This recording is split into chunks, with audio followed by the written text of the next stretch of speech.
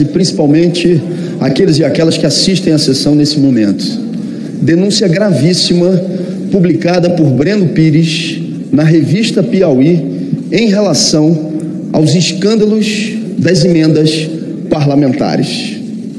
Mais uma vez, ofício assinado, encaminhado ao governo, articulado pelo presidente da Câmara, deputado Arthur Lira, que modificou a decisão das comissões temáticas da Câmara em relação às emendas, descumprindo a decisão do STF do ministro Flávio Dino. Vamos aos fatos.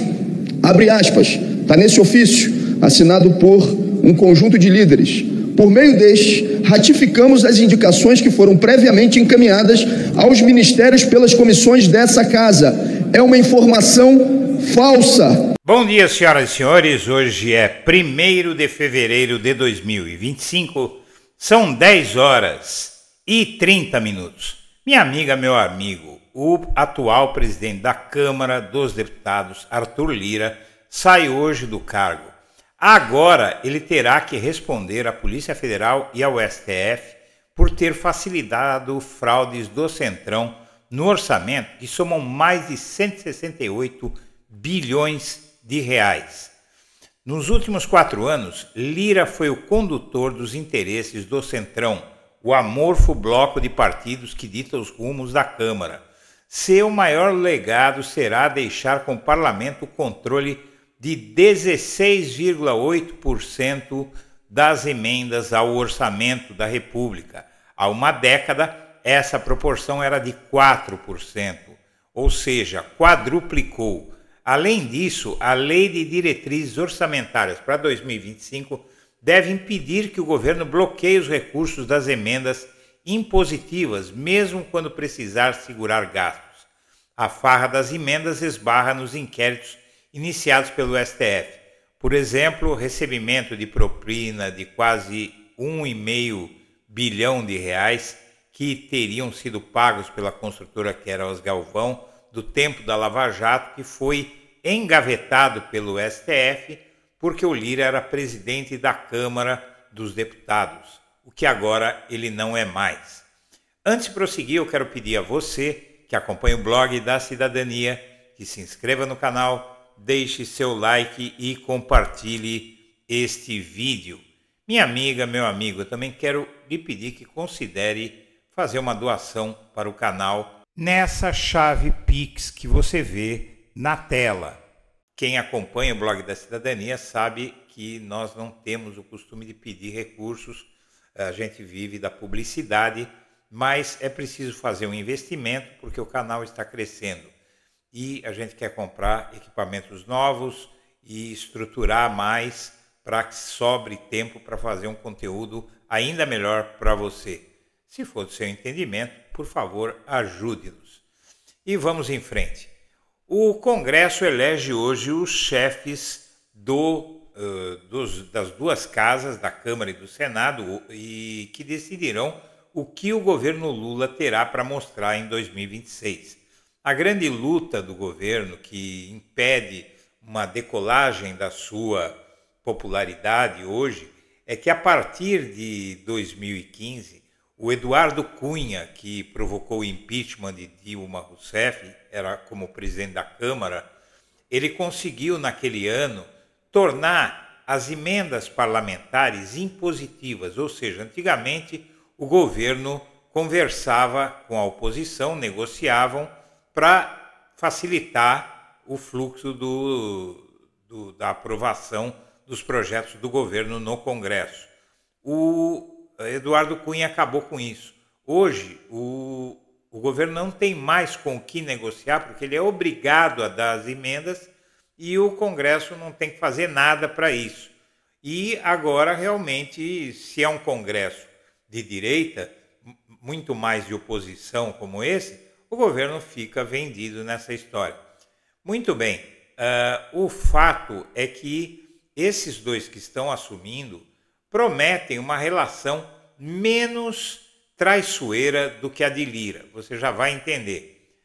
O que acontece hoje é que as eleições na Câmara e no Senado estão acontecendo num sábado, período de recesso legislativo, encerra-se hoje, então decidiram fazer hoje a primeira sessão do primeiro semestre do novo ano de 2025. E a eleição no Senado, ela tem um rito. As eleições para a presidência da Câmara e do Senado Federal ocorrem hoje, junto com a escolha dos vices e secretários de cada casa legislativa, das mesas da Câmara e do Senado. O mandato é de 2 anos, para o biênio 2025 e 2026. É esse Congresso que estará no comando, esses presidentes do Congresso e essas mesas da Câmara e do Senado, que estarão no comando do Poder Legislativo durante a eleição de 2026.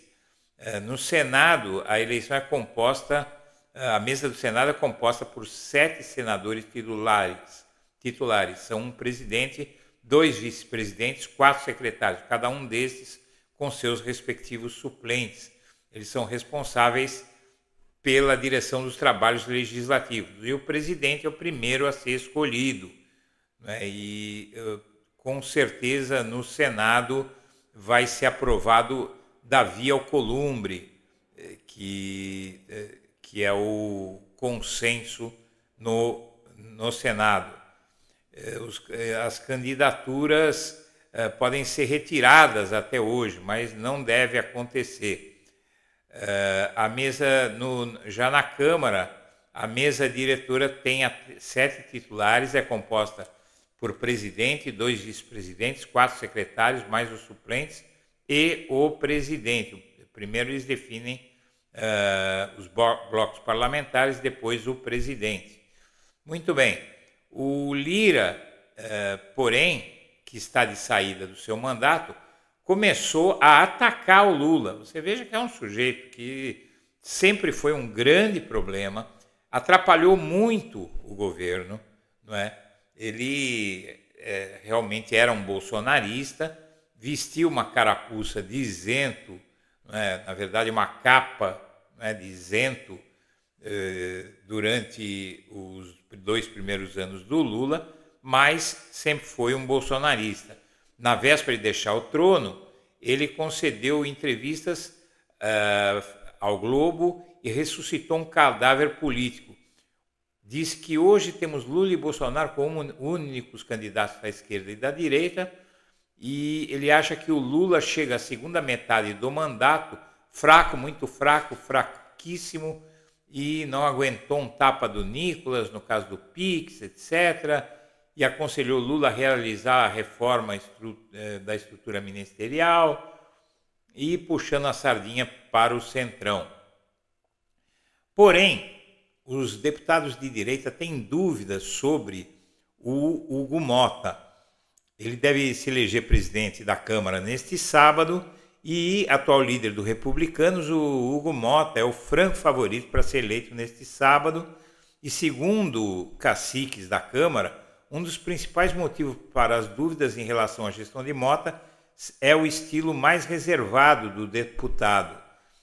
Aliados do futuro presidente da Câmara afirmam que, como deputado, Mota sempre evitou, por exemplo, fazer grandes manifestações. Apesar de se posicionar favoravelmente às emendas parlamentares, deputados não acreditam, por exemplo, que Mota possa adotar uma postura de confronto com o STF, como o Lira fez, ou seja, e muito menos contra o governo Lula. Já o Alcolumbre, o presidente do Senado, a mesma coisa. É favorito para ser eleito presidente da casa e não existe a menor perspectiva de o Alcolumbre aprovar pedido de impeachment de ministros do Supremo e atacar o governo Lula, principalmente por conta de pedidos de impeachment, nada disso. Vai ser uma relação mais limpa, sem o bolsonarismo que estava colado no Lira. E, na verdade, o Lira sai do cargo como um caso de polícia, né?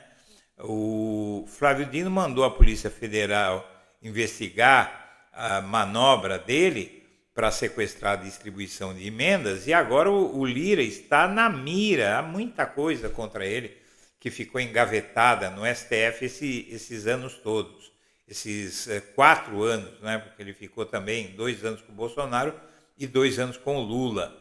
E o fato é que na volta à planície, o Lula vai ter que enfrentar o STF e os processos que o aguardam, né? E nesse período,